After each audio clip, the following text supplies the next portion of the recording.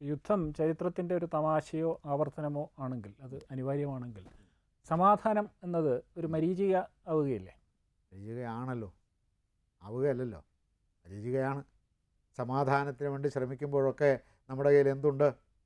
എല്ലാ മാരകായുധങ്ങളുണ്ട്.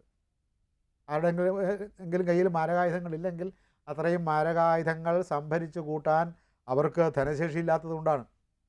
Atom bomb ഉണ്ടാക്കാത്തത് ആ തിക്താനുഭവം കൊണ്ട് ജപ്പാൻ മാത്രമേ ഉള്ളൂ സമ്പത്തുണ്ടായിട്ടും. അല്ലാത്ത എല്ലാ രാജ്യങ്ങളിലും ആറ്റം ബോംബ് ഉണ്ടാക്കി ഈ ഉപ്പ് മാങ്ങ ഭരണിയിലിട്ട് വയ്ക്കുന്നത് പോലെ, മാങ്ങ ഉപ്പിലിട്ട് വയ്ക്കുന്നത് പോലെ ഉപ്പിലിട്ട് വയ്ക്കണമെന്ന് ആഗ്രഹമുണ്ട്. പലരും അങ്ങനെ ഉപ്പിലിട്ട് വെച്ചിരിക്കുന്നു ആറ്റം ബോംബ്. ഈ ഭരണകൂടമാകുന്ന ഭരണിക്കകത്ത്, അല്ലെങ്കിൽ സൈനിക കേന്ദ്രമാകുന്ന ഭരണിക്കകത്ത്, അല്ലെങ്കിൽ സൈനിക തന്ത്രമാകുന്ന ഭരണിക്കകത്ത് ഈ ബോംബുകളെല്ലാം ഉപ്പിലിട്ട് വെച്ചിരിക്കുകയാണ്. എന്തിനാണ് ചെയ്യുന്നത്? ശക്തന് മാത്രമേ സമാധാനം വിധിച്ചിട്ടുള്ളൂ എന്നുള്ളതുകൊണ്ടല്ലേ അത്? അല്ല, ശക്തന്, ഏത് ശക്തനാണ് സമാധാനമുള്ളത്? ഒരു ശക്തനും സമാധാനമില്ല. ശക്തന്മാർക്ക് സമാധാനം കിട്ടുമെന്നാര് പറഞ്ഞു? നെപ്പോളിയൻ സമാധാനം ഉണ്ടായിരുന്നു. അതെങ്ങനെയായിരുന്നു അദ്ദേഹത്തിൻ്റെ അന്ത്യം? ശക്തനല്ലേ എല്ലാ തരത്തിലും. ഫ്രാൻസിന് വലിയ അഭിവൃദ്ധിയുണ്ട്, സാമ്പത്തികമായ അഭിവൃദ്ധി ഉണ്ടാക്കി കൊടുത്ത ആളാണ് അദ്ദേഹം.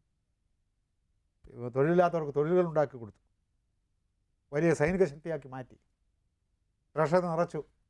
എന്ത് സമാധാനമാണ് അദ്ദേഹത്തിനുണ്ടായിരുന്നത്? സ്വന്തം കാമുകിയോട് സംസാരിക്കാൻ പോലും അദ്ദേഹം, ജോസഫൈനോട് സംസാരിക്കാൻ പോലും അദ്ദേഹത്തിന് സാധിച്ചിരുന്നില്ല. അദ്ദേഹത്തിൻ്റെ സഹോദരിമാരെ തന്നെ തടസ്സമായിട്ട് നിൽക്കുന്നു. ഒരു മനസ്സമാധാനം ഉണ്ടായിരുന്നു. യുദ്ധക്കളത്തിലിരുന്നു കൊണ്ട് അദ്ദേഹം ജോസഫൈനെ ഓർത്ത് കരഞ്ഞിട്ടുണ്ട്. എന്ത് സമാധാനമാണ് അദ്ദേഹത്തിനുണ്ടായിരുന്നത്?